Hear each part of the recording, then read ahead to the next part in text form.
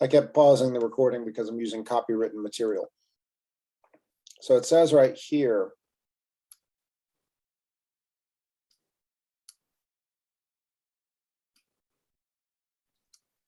Inflation. Fund balance. everybody, this is when you want to make more complex sentences. It does. So right here it says, whenever you put money into an FDI insured deposit, into FDI insured deposit accounts, Put money into FDIC insured deposit accounts and stay within coverage limits, that money is 100% protected. the money is protected. How does that work?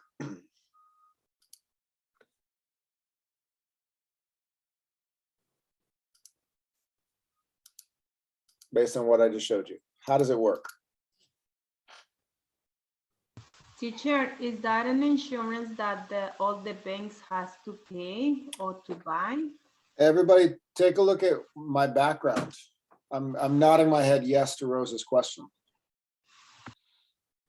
Rose's question was, do all the banks have to buy that insurance? If your bank account says FDIC insured, they do pay for that insurance.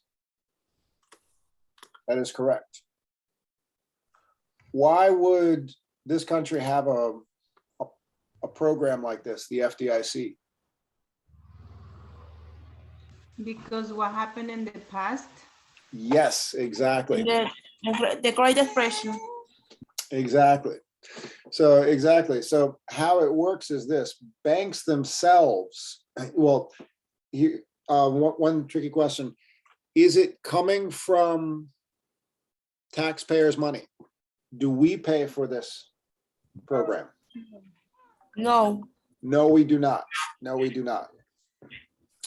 And it's tricky because it says Federal Deposit Insurance Corporation. Who pays for this insurance money? The banks. The banks themselves, yes. So I'll play this one more time. That money is 100% protected, no matter what happens to the bank or the economy. That's some guarantee to keep for more than 75 years. Here's how the FDIC is able to do it. Deposit insurance is exactly that, insurance. But unlike an auto or home policy, the consumer doesn't pay the premiums. So the consumer does not pay the premium. That's so if you put your money in the bank, you're not paying the FDIC insurance. Banks and savings institutions do. The FDIC is funded by the banking industry, not taxpayer money. So for banks to be FDIC insured, they have to pay that insurance premium money. So just in case something happens, the bank goes out of business. The bank makes terrible investments. They have this insurance fund that they can pull from if the consumer, nor people who use the bank, need to take out their money. And that's how the FDI, that's essentially how the FDIC works. Now, does it, and quick question, is there a similar program in other countries you've lived in? Like FDIC insurance, anybody knows about? In my country, yes. How does it work? It's the same. You have an amount and the bank pays an assurance for your money. If everything is go wrong, you have a security money. Nice. But you have Oh, and Guadalupe, just remind everybody where you're from. Mexico. All right, nice. What's it called? The equivalent of the FDIC in Mexico? At the beginning,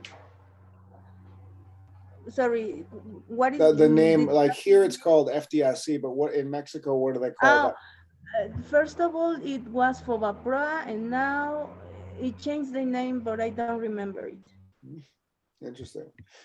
Nice. Okay. Now here is a little bit of audio and a little bit of reading. And it's a presidential speech from March 19, here we go. March 12th, 1933. And this is Franklin Delano Roosevelt. He was always sitting when he gave a public address or had his photo taken because he was actually paralyzed. And that's another story. And he wanted to introduce this concept of the Federal Deposit Insurance Company. I'm going to play this, and then I'm going to pause it during when he gets to this section that I've put on the slide. So here we go. Everybody take a listen.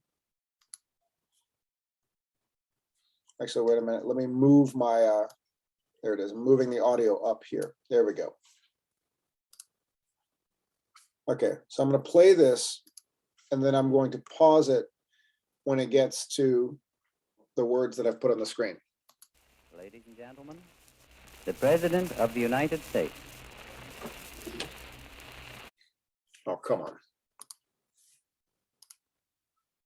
Ladies and gentlemen, the President of the United States. My friends, I want to talk for a few minutes with the people of the United States about banking.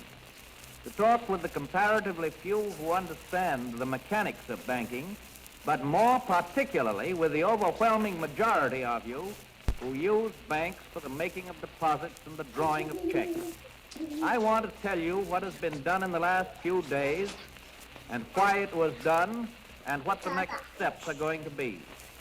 I recognize that the many proclamations from state capitals and from Washington, the legislation, the Treasury regulations, and so forth, couched for the most part in banking and legal terms, ought to be explained for the benefit of the average citizen. I owe this in particular because of the fortitude and the good temper with which everybody has accepted the inconvenience and the hardships of the banking holiday. And I know that when you understand what we in Washington have been about, I shall continue to have your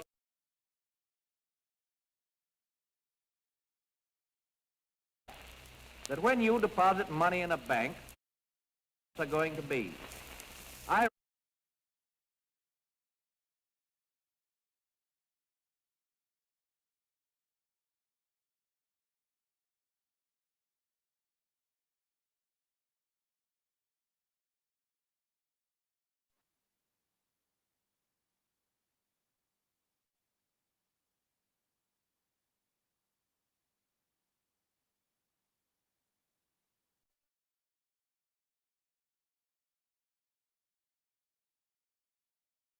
the total amount past week. Credit in bonds. Georgie, mute. No, I said, I was sorry, I was having an issue with the sound there. Commercial paper and mortgages. I don't know why this, okay. Ladies and gentlemen, So right Your here, money in many different forms for the benefit of the average citizen. I owe this in particular because of what have been about. I shall continue to have your cooperation as fully as I have had your sympathy and your help during the past week. First of all, let me state the simple fact that when you deposit money in a bank, the bank does not put the money into a safe deposit vault. It invests your money in many different forms of credit, in bonds, in commercial paper, in mortgages, and in many other kinds of loans. In other words, the bank puts your money to work to keep the wheels of industry and of agriculture turning round. okay, that's what I wanted to highlight right there. So he tells everybody, first of all, let me state the simple fact that when you deposit money in a bank, the bank does not put the money into a safe deposit vault. And then he lists the different functions of different places it goes. And then he says, in other words, the bank puts your money to work to keep the wheels of industry and agriculture turning round. Why would he address the entire country about how banks work in 1933? Why would he want to do that? To persuade them to don't to take the money out from the bank. Exactly. Exactly. Because everyone's rushing to the bank, taking their money out. Banks are closing. He wants to rebuild the financial system, and he has to build trust. So he's telling everyone, listen, this is what the bank does with your money. Stop trying to take all your money out at once. Excellent, Guadalupe. What does he mean when he says, in other words, the banks put your money to work to keep the wheels of industry and agriculture turning around? What does he mean by that?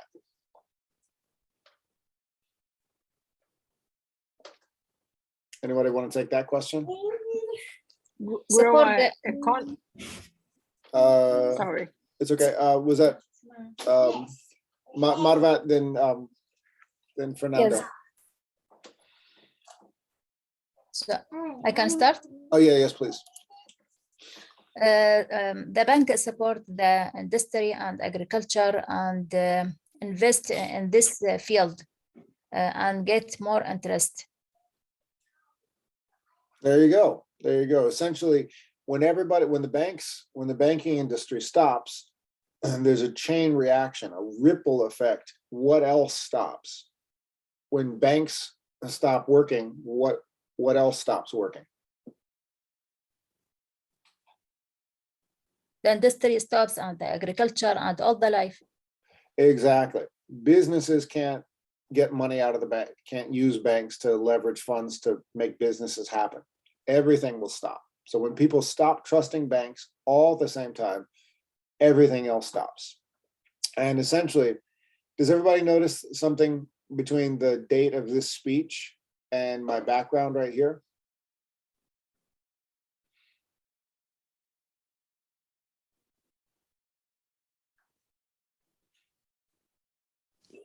The year? The year was when the exactly. So this speech essentially was the introduction of the FDIC. It's other one name for the speech is the FDIC speech, or the or FDR on banking, or essentially where he gave a lecture for the whole country about how banks work, why it's good to use banks, why it's bad if everybody tries to take their money out at exactly the same time, and what's this ripple effect of the Great Depression, and introducing the FDIC as a reason to start trusting banks again. So one thing I want to wrap up class with, in this country, essentially that it worked. People did slowly, it didn't happen overnight. It took another generation really to start trust, because so many people lost their money when they put their money in the bank. A bank closed because they had no liability. When a bank closed, they didn't have to pay people money back. They just closed and disappeared. So all these Americans who had put their money in the bank lost everything. Suddenly the president's saying, hey, trust banks again. If you were listening to the president in 1933 and you had lost all your money, maybe a year or two earlier, would you start trusting banks again or no?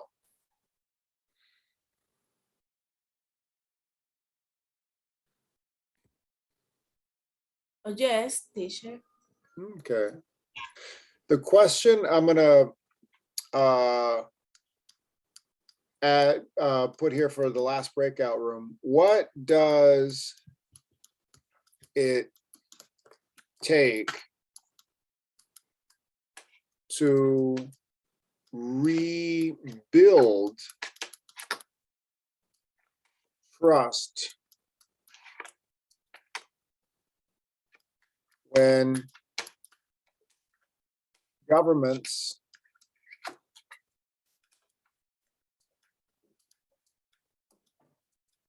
lose it? So that's a big question. When a government loses trust, what does it take to regain that trust again? So the leader of the country is saying, I want you to give banks another chance. trust me, because now we have this new insurance policy. You're not going to lose everything if you put your money back in a bank. That was a big ask for a whole country that had lost everything because banks were collapsing. It's quite profound to think about it, because you have a generation that puts their money in the bank, loses everything, has no reason to trust the bank again, and then suddenly goes back to putting money in the bank and rebuilding the financial the financial system and rebuilding what would in a short time become the largest economy in the world. So that's a question for the bank, for the breakout rooms. Knowing this country's history, that we Americans lost trust in government, lost trust in the banking system, but then somehow gained it, the government gained it back. What does it take to rebuild that trust? Does everybody understand the question I'm asking?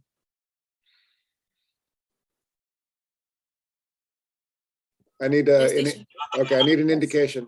All right. Yes. Okay, so I'm going to put everybody back into breakout rooms. I'm going to mix it up, different people. The question is, what does it take to rebuild trust when governments lose it? Okay, breakout room time. Here we go.